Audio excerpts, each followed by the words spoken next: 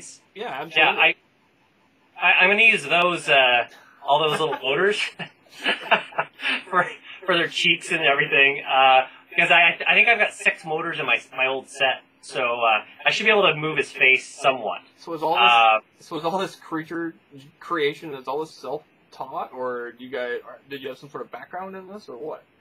Well, with the creatures, we had Matt Fichtner. He was the Muppet guy. Yeah.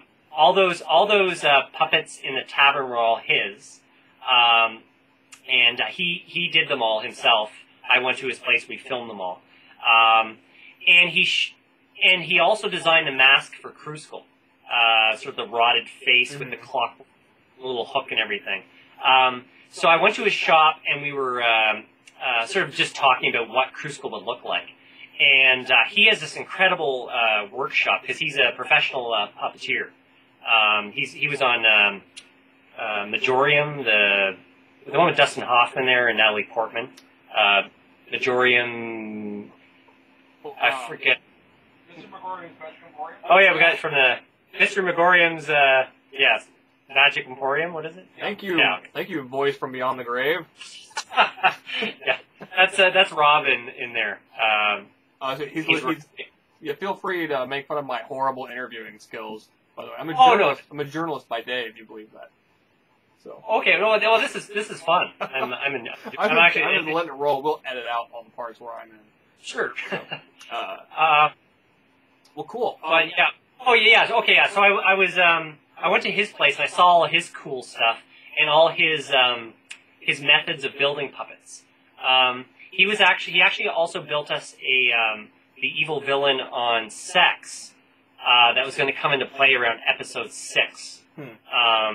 And so I worked with him to build this little puppet, and he was showing me his techniques, and then Matt was going to stay with the show with Spellfury for a while, but then he got really busy. He was working on a kids show in Toronto, and so we lost him for a while. And I had all these dreams of puppets in Spellfury, and he was gone. So I'm like, oh God, okay. So I want puppets now. I'm sold on puppets. It looks cool. Yeah.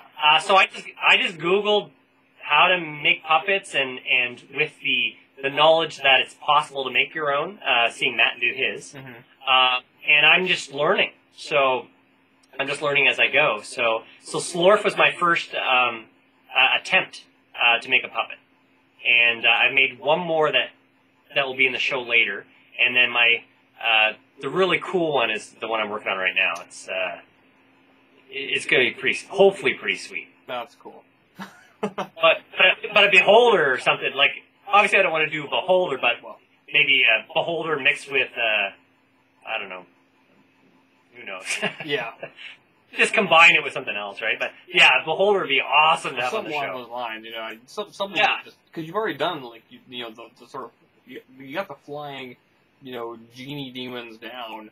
So I mean, if you can make flying, blue genie demons, I mean, seriously, what's stopping you guys from having fire breathing dragons and stuff? So. Oh right. Yeah. Oh yeah. The more I learn how to do it, then the more we can pull off.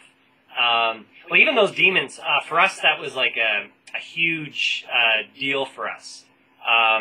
Because if you look at episodes 1 through 3 with Strauss, he's that blue demon-y guy, most of that was done with just with special effects in post. So, like, adding the blue to him and adding texture to his face and tracking his eyes and stuff like that.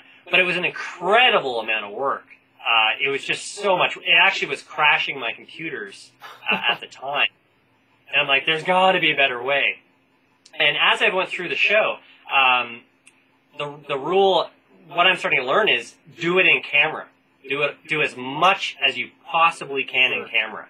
Because once you get into post and you want to try to make something look believable, it will take you forever. So with those demons, they're real. Like they've got masks on and teeth. And it shows. You can actually see up close that it's not like some CGI. You actually can tell they've got the claws and the fangs and the blue makeup on and stuff like that. Yeah, I mean, it comes through to the viewer, and I hope they catch on. You know, I hope they really sort of like, you know, respect the amount of work that goes into something like that. You know. Yeah, yeah. And then once they're built too, then they're built. So there's not that once, the costume or the creature or the puppet's made, then they're just sitting around our place, you know, waiting to shoot with them again. It's easy once you've got everything. But if it's a special effect that you have to keep doing over and over and over, it's very time consuming. So yeah, the more I do this, I didn't think it would be this way. I didn't think I would go more sort of old school puppets and makeup and costumes, but man, it's a lot of fun. It's you know, I'm glad it's going that way. Well, you know, it's the combination of both. I mean, you could have gone like all CG or something like that, you know, but you know, you risk looking more like a fantasy cartoon as opposed to a fantasy movie, if that makes sense. So I think you guys have like the right blend of live action and CG work, you know, to make it sort of, you know, still tangible, I guess, you know, for the viewer. So, you know, I think you're onto something here. Yeah, so, you know, don't change a thing, man. Well, yeah, it's well, with the CG too. Like we did have the computer animated bats in episode 4. Yeah. So that was our first attempt to do an organic, you know, CG creature. Now we first did on our series Sex. There was a robot introduced on episode 3 that sort of teleported into his spaceship. So we'd done a robot before, sort of animated him. So the bats were the first one where we were like, okay, well, making something look sort of natural and organic is a lot harder than you know, making a robot who's very lends itself to 3D easily because of the shapes and everything. But yeah, we're constantly Spellfury is constantly almost an experiment in a way, where we're sort of pushing ourselves in CG a bit, and then we're pushing ourselves in puppetry, and pushing ourselves in special effects, and just trying to keep growing in all the different areas. But yeah, it's a lot of fun, and I really see a great future for it. So do you think though you would ever consider, like, say Sci-Fi Channel or something along those lines, somebody big comes along and says, you know, we like you guys, we want you guys, we want to buy you guys, you know, but you have to give up, you know, essentially, you know, the station would own it at that point. I mean, do you think that, you know, I guess I'm going to say, you know, would you take that risk, or would you, you know, take it as an opportunity, even though you might have to give up some creative control in the end? Yeah, it's a good question.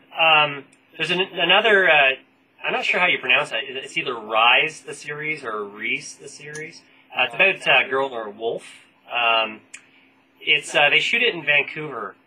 Now and then they had a pretty big budget. They had $250,000 to shoot it. And they've sort of, I think they released episodes 1 through 4, or 1 through 5, and then they were approached by someone, some type of company, and they did a deal with the Sci-Fi Channel. And the first thing they do when you sign that deal is they make you pull all your episodes off from online. Sure. So you actually can't watch their show right now. And for me, that would be really rough, because your fans are the reason you get to where you are. Mm-hmm. Without them, you're nothing. If no one's watching my show, I just can't do it anymore. You need